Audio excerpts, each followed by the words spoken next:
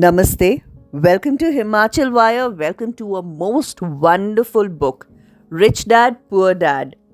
पहली बार जब ये पब्लिश हुई तो ये सेल्फ पब्लिश थी. फिर इसकी कमर्शियल वायबिलिटी को जब समझा तो ये न्यूयॉर्क टाइम्स की बेस्ट सेलर बनी. इनफैक्ट जब आप इसे पढ़ेंगे ना तो समझ में आएगा जो कमाल की स्टोरी टेलिंग है. हर एक एज ग्रुप के साथ रिलेट करना, हर एक इनकम ग्रुप के साथ रिलेट करना, ये लिखी ही बेस्ट सेलर बनने के लिए थी. रिच डैड पुअर डैड इसलिए लिखी गई कि आपको ये समझा दे कि पैसे के पीछे भागना एक रिच मेंटालिटी नहीं है. उससे आप अमीर नहीं हो सकते हो. इनफैक्ट पैसे के पीछे भागेंगे तो अपनी सारी पॉसिबिलिटीज़, सारी अपॉर्चुनिटीज़ बंद कर देंगे. इस बात को ध्यान से सुनिएगा. इसके साथ मेजॉरिटी रिलेट करेगी. जो पे चेक होता है, मंथली पे चेक, वो गधे के सामने टंगी हुई एक गाजर की तरह है, उसकी आंखों के सामने, जिसे लटका कर दिखा कर काम करवाने वाले कुछ भी काम करवा देते हैं उस गधे से और उसे कहीं भी ले जाते हैं. It is like the management आपको पैसे दे रही है, आपको आपका काम पसंद नहीं है, आप क्रिब कर रहे हैं, लेकिन महीने की शुरुआत में जो आपको सैलरी मिल जाती है वो एक ड्रग की तरह आती है. आप फिर से काम डाउन हो जाते हैं और 30 दिन के ग्रिल के लिए तैयार हो जाते हैं. वो जो पे चेक आपको मिल रहा है वो आपको सोचने नहीं दे रहा है कि आपकी कैपेबिलिटी क्या है, आप किस काम के और हो सकते हैं और क्या क्या कर सकते हैं. वो सब आपके दिमाग तक वो पे चेक नहीं पहुंचने दे रहा. आप वो बंधा हुआ काम किए चले जा रहे हैं और आपके उस काम के दम पर आपके जो मैनेजर्स हैं, आपके जो ओनर्स हैं उस कंपनी के, वो कहीं के कहीं पहुंच जाते हैं. इस बात को समझना बहुत ज़रूरी है. रिच डैड और पुअर डैड, इस कहानी में दो फादर्स नहीं हैं. एक खुद के फादर हैं जो बहुत ही पढ़े लिखे हैं और एक टीचर की जॉब करते हैं, और दूसरे दोस्त के फादर हैं जिन्हें खुद के ही फादर की तरह इज्जत दी जाती है और प्यार दिया जाता है. उन्होंने ही बहुत कुछ सिखाया है. वो बहुत ज़्यादा पढ़े लिखे नहीं हैं, लेकिन वो बहुत काबिल है. अपने से ज़्यादा पढ़े लिखे लोगों को वो एम्प्लॉय करते हैं. किताबों को समझना बहुत ज़रूरी है. इस किताब को जब आप समझेंगे तो एक पॉइंट जो हर जगह बहुत ज़रूरी है वो हमारी स्कूलिंग, एजुकेशन सिस्टम में मनी मैनेजमेंट को इंट्रोड्यूस करने का है. जो स्कूलिंग है, हमारी एजुकेशन सिस्टम, वो मार्क्स के पीछे बच्चों को भगा रहा है. मार्क्स का डर एक डर की फितरत डाल देता है बच्चों के अंदर, किसी भी इंसान के अंदर. आप भी अगर सोचें कि अपने स्कूल टाइम में आपको कितना डर रहता था कि अच्छे नंबर नहीं आएंगे, या फिर नहीं आए हैं तो घर पे कैसे दिखाएंगे, टीचर के फेवरेट नहीं होंगे. ये एक इंट्रोडक्शन है डर की. अगर आप इस डर के चक्कर में स्कूल टाइम में पड़ गए तो बाकी जो अपॉर्चुनिटीज़ हैं आपकी, जो आप कर सकते हैं ज़िंदगी में, नई चीज़ें सीख सकते हैं, उस तरफ ध्यान ही नहीं जाएगा क्योंकि कॉन्फिडेंस लूज़ हो जाता है. तो इस किताब में एजुकेशन सिस्टम को रिफॉर्म करने का, बच्चों में कॉन्फिडेंस डालने का, बच्चों को मनी मैनेजमेंट सिखाने पर भी स्ट्रेस किया गया है. This is important. और एक यंग एज से ही ये इंट्रोडक्शन दे दी जानी चाहिए क्योंकि उससे समय बचता है और रिस्क मैनेजमेंट, रिस्क फैक्टर कम होता है. रिस्क लेने पर इस किताब में बार बार बोला गया है कि रिस्क लेने से डरिए मत. अपने स्किल को डेवलप करने के लिए आपने किसी चीज़ में इन्वेस्ट करना है, किसी कोर्स में, किसी महंगी किताब में, किसी ऐसे इंसान से मिलने के लिए आपको पैसे खर्च करने पड़ रहे हैं जो आपकी मदद कर सकता है, जिससे आप सीख सकते हैं. उस पर ज़रूर पैसे खर्च कीजिए. वो एक इन्वेस्टमेंट है.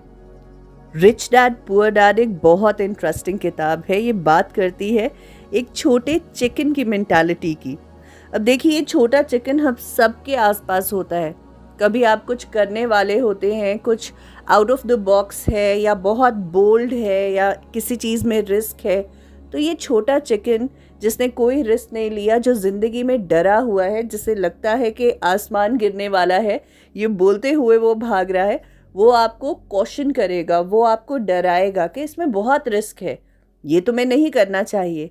तो किताब कहती है कि डरे हुए लोगों की बात मत सुनिए। एक सिंपल सी ज़िंदगी के लिए आपको ये बताया जाता है कि नौकरी करना, तनख्वाह मिलेगी तो उसमें से पैसे बचाना। अब पैसे बचेंगे तो टैक्स लगने लग जाएगा। उस वक्त तुम्हें क्या करना है, लोन लेना है और एक घर बना लेना है।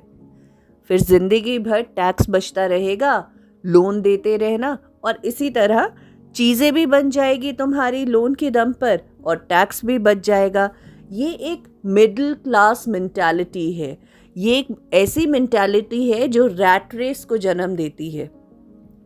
ये किताब आपको बताएगी कि बड़ा घर, बड़ी गाड़ी, अच्छी चीज़ें घर में, ये एक रैट रेस है।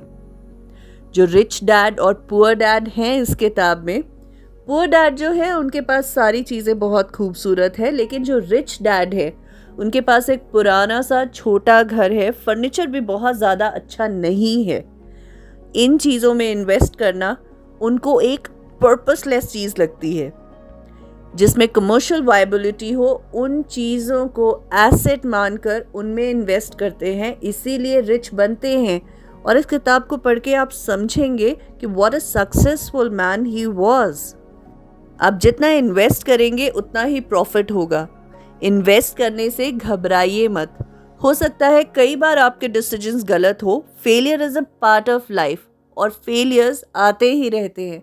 उनके लिए खुद को तैयार रखना बहुत ज़रूरी है। लेकिन जब आप इन्वेस्ट करते हैं, प्रॉफिट तभी होता है। किताब कहती है कि खरीदते वक्त प्रॉफिट होता है, बेचते वक्त नहीं। मेंटालिटी ऐसी होनी चाहिए, रिसर्च ऐसी होनी चाहिए कि जब आप खरीदें तभी आपको पता चल जाए कि इतने % प्रॉफिट ऑलरेडी मुझे हो गया है। पैसा पैसे को खींचता है, लेकिन आप पैसे को तभी खींचेंगे जब पैसे से डरना बंद कर देंगे। इसका मतलब ये है कि पैसे के लिए काम करना बंद कर देंगे। छोटा सा एग्जाम्पल है, स्टोरी की तरह इस किताब में दिया है। 2 छोटे बच्चे हैं जिनको एम्प्लॉय किया जाता है कि आप आना हफ्ते में 3 बार और 1 घंटे के आपको 10 सेंट दिए जाएंगे पर चाइल्ड।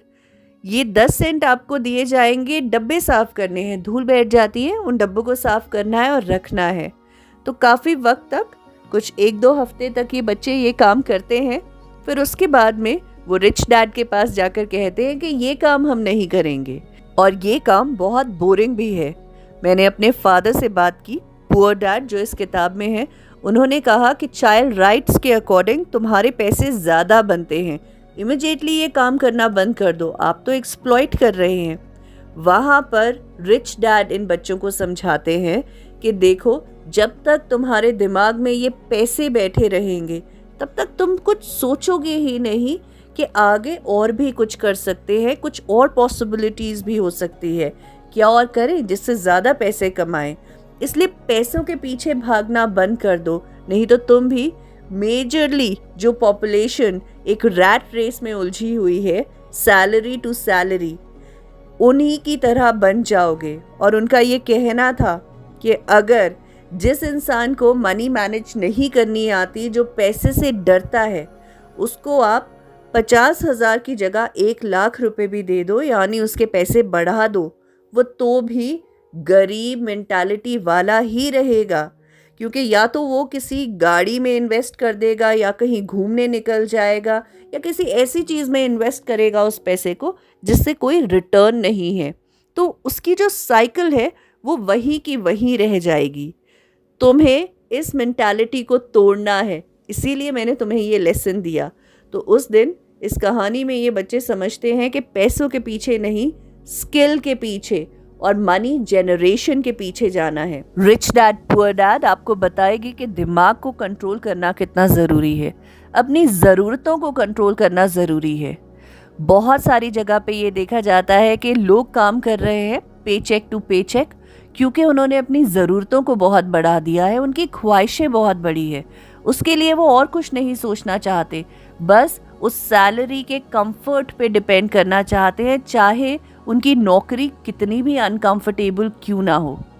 आप इस किताब में सुपीरियर ब्रेन्स के बारे में भी समझेंगे। सुपीरियर ब्रेन्स जो अपने से ज़्यादा काबिल लोगों को अपने लिए काम करने के लिए हायर करते हैं, उनमें इन्वेस्ट करते हैं, और इन्फीरियर ब्रेन्स जो अपने से कम को ही हायर करते हैं क्योंकि वो अपने से बेस्ट को मैनेज ही नहीं करना जानते।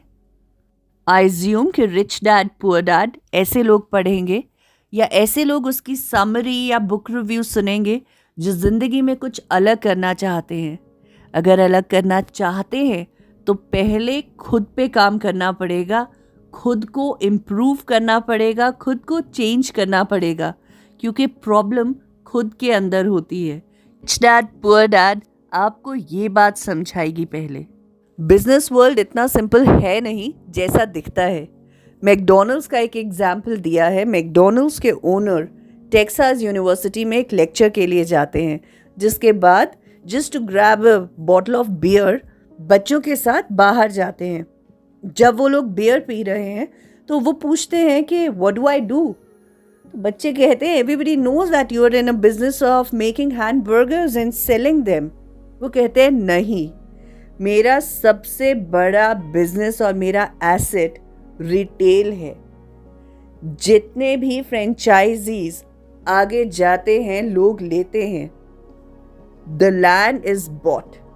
जो लैंड है, जो शॉप है, उसके नीचे का जो ज़मीन है वो खरीदी जाती है। तो हैमबर्गर आपको नज़र आते हैं लेकिन ज़मीन नज़र नहीं आती। मैकडॉनल्ड्स के पास one of the major land holdings हैं throughout the world.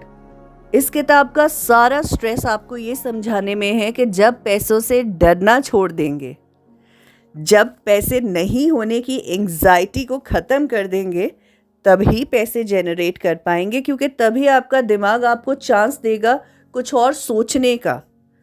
Rat race से निकलना बहुत ज़्यादा ज़रूरी है।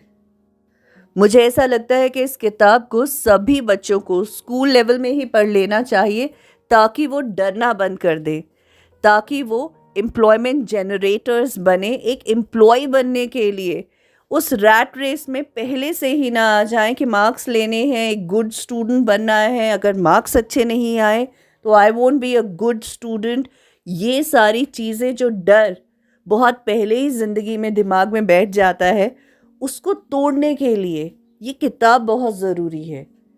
बाकी सबके लिए भी पढ़नी तो बहुत ज़रूरी है ये किताब। I'll close the book review here. Take care. We'll see you soon.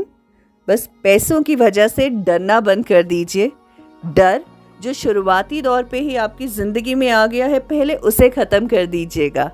Take care. See you soon.